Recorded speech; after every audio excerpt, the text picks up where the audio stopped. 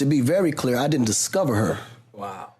She was already signed at Interscope when my deal was closed. And Jimmy gave you her. And oh boy. I went to Jimmy and said, I need that. Because at the time, they weren't moving on that because she wasn't the priority. So Jimmy played you her music? No. I just went through all the demos. Let's say right now you go to Universal. They've signed hundreds of artists that you don't even know is in that building. The labels they already invested hundreds of $1,000s into these signees.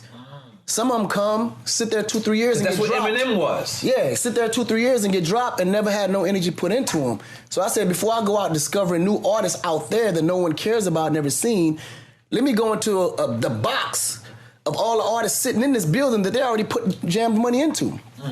You follow what I'm saying? Which makes all the sense in the world. But going through it, at the time, I didn't hear her because she was doing blues, like type of, music. It just didn't, the look and everything didn't fit. And at the time, I was writing for the Pussycat Dolls, and I had just signed a producer named Red One at the time. So I was like, yo, I had a writer's block. Ultimately, Mim was writing. I just couldn't come up. I had a writer's block that day. I couldn't come up with nothing. So I needed some inspiration. I was like, yo, get some girls here, get something crazy, give me something that can spark some ideas. He said, well, I know somebody that you can come rock with. It's Red One. Red One. Okay. And, he called Lady GaGa down. And her name was Lady GaGa? At that time, yeah. Okay, cool. So she walks into the studio. She walks in the studio, and then, You are Akon. This is already locked up. You already lit.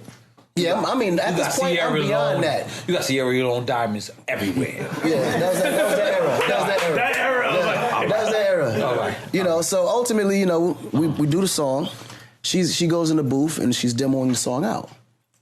And I'm like, yeah, she's a star. She came out the booth. I was like, yo, what's your situation? Like, are you signed? And she's like, yeah. I said, where? Like, what building? She said, I'm in Interscope. I said, are you serious?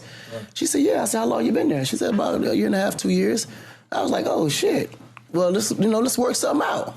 She's like, hell yeah, let's do it. So I called Jimmy. I said, yo, Jimmy, I know exactly who I want to sign off the label ASAP. And I was like, he said, who? I said, Lady GaGa. He was like, really? I said, yeah.